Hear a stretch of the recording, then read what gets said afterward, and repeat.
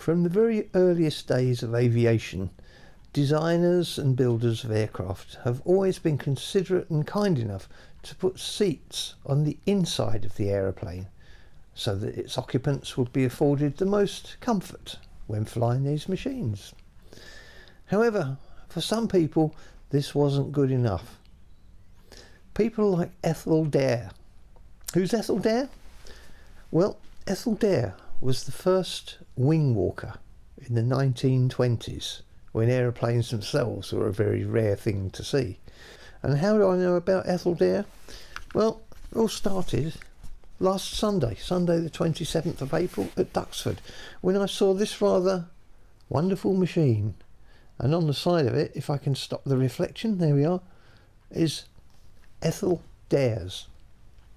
Now, I thought it was rather just a clever name, Ethel being a member of the public, and she just dares to go on this aeroplane. This is an aeroplane that's been converted for wing walking. And if you look at this photo a bit closer, who's that sitting on the top? Yes, it's me. I was up at Duxford. I saw the aeroplane. Basically, to cut a long story short, I've always fancied doing a wing walk, but never in a million years thought I'd ever do one. I always thought I'll never get round to it, or it won't happen. But anyway, this plane was there. I was there. My credit card was there. So I thought, what the heck? I'm going to do this thing. So basically, you're taken over for a briefing. They welcome you very, very warmly. You know, really nice people. Martin Carrington, the pilot, is quite a well-known pirate.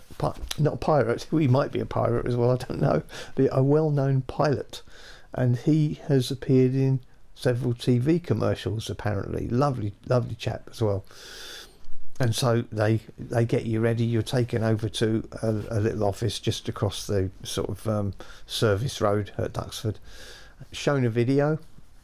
You're offered a flying suit. I didn't take the flying suit because I had a cardigan thing on. I thought that'd be warm enough, and it was, so it was fine. Goggles are mandatory. You must wear the goggles, and it's common sense anyway, isn't it, when you're flying along at sort of 80, 90 miles an hour, or whatever the plane does. Earplugs are optional, but I personally would recommend the earplugs.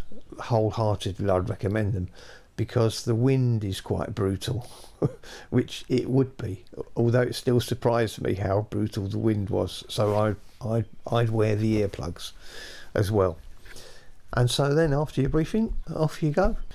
The thing you sit on, the sort of yokey thing that you sit on, is like an inverted Y, and that mounts to the top of the wing of the airplane, and that is held more firmly by 4 wire stays. And you have a harness. 2 straps go over each shoulder, 1 strap round your middle, and 1 strap under your legs, between your legs, so you're really held firmly. Houdini would have a job to escape from it. You're practically bolted to the aeroplane, and it's a very safe feeling. You feel very safe once you're up there. So that's it. Then you're off. I think the plane does about 1,000 feet, so it's high enough to really get a good thrill. Really is a thrill. I mean, it surpassed anything I've ever done before. It was without parallel. Absolutely. What a buzz. What a buzz. You're up there for about 10 minutes, which is quite enough. I might be wrong, but it seemed about 10 minutes, you know. And it's just long enough. It's just long enough to think, when you've been up there, you think, right, yeah, I'm ready to come down now. You're not screaming to come down or anything like that, but you're ready. You've had your buzz and you're ready to come down. The feeling of exhilaration and excitement far outweighs any fear, or in my case it did. I wasn't scared at all. I don't remember having any feelings of feeling, ooh, you know, even when the engine started up, because you're reasonably close to the engine. A bit disconcerting at first, but it's fine. You know, you soon get used to that. You're in the hands of a good pilot, and you just enjoy. So the first level, I thought the first level would just be take off, do a couple of 100 feet in the air along the runway sort of thing and back again. I thought it'd be just a very low fly past, as it were, but no, you're right up there. When you come down, you feel drunk. I've heard people say this when they've done exciting things, that they feel drunk, but you do feel drunk with the excitement of it all. So would you like to see what it was like? Well, I've not got the microphone in, but I don't know what the sound is going to be like, but I've just been on the top of a blooming aeroplane. There's our plane, the Boeing Stearman. Stearman was the company that built the airplane, and they were a subsidiary of Boeing. Boeing took them over in about 1934. The person on the plane is not me. That's the person who rode on the plane after I did. But from that height, you wouldn't know, would you? So you can see it's high enough.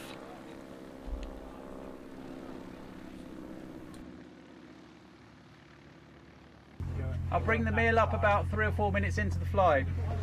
Gin and tonic. So that was Martin there, the pilot, informing me that he would bring me up a meal into the flight, which I didn't expect. And it's lucky I didn't expect it, because he didn't bring it up in the end. You know, I thought at least a Happy Meal or something. So these are the preparations.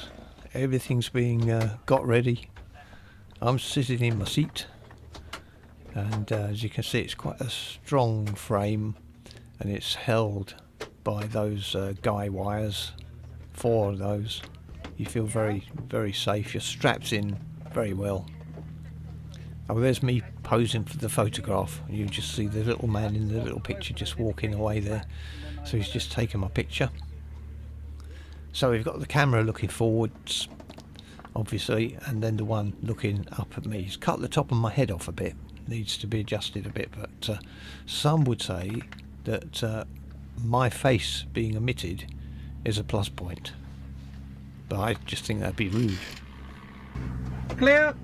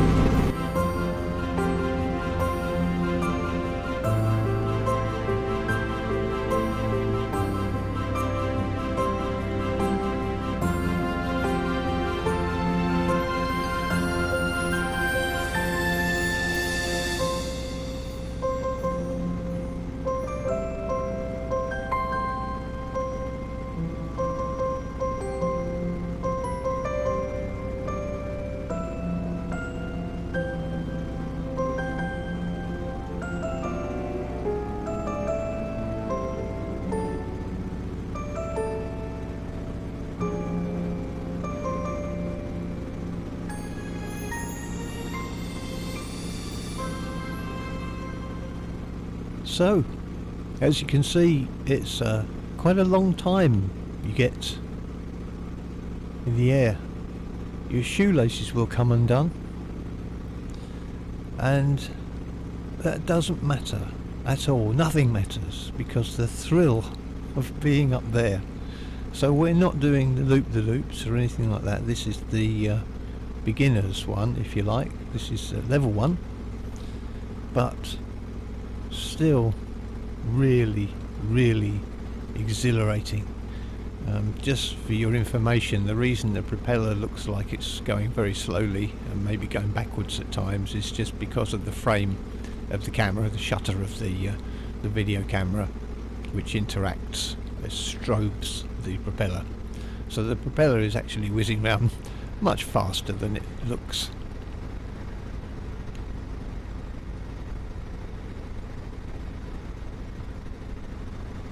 Quite windy up there, but it would be.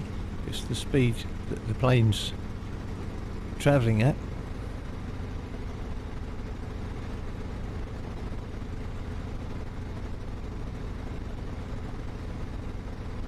You get some wonderful views of Duxford as well, Duxford itself, and of course the M11, which cuts through the original Duxford runway. The runway was a fair bit longer than it is now. That's how they got Concorde down, but they wouldn't be able to land Concorde now on the runway they have, because the M11 cut short the runway. And there we are, coming in for a perfect landing. I thought I'd give a wave to anyone who's interested, but I was quite elated. You're ready to come down at this point. You've been up, I don't know, what is it, 10 minutes or so, and it's enough for the thrill to sink in. It's quite bumpy because we're on the grass runway. So Martin has brought us down with tremendous style. I was still a bit peeved about not getting the in-flight meal that he promised, but there we are. Didn't matter. It didn't matter. When you think people get in these seats while the plane is, you know, the professionals, the experts, can get up on that wing and onto the seat while the plane is actually airborne, going along, as it were. I don't think I would. Well, I'm a bit too old anyway, I'm not agile enough. But what a fantastic experience. Thank you for watching.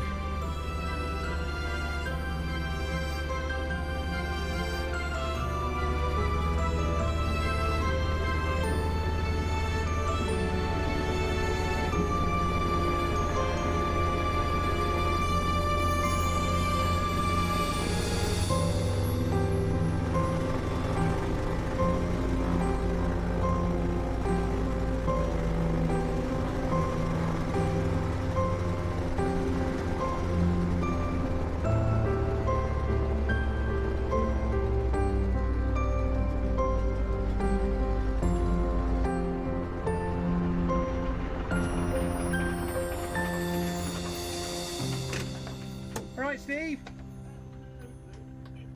Well done.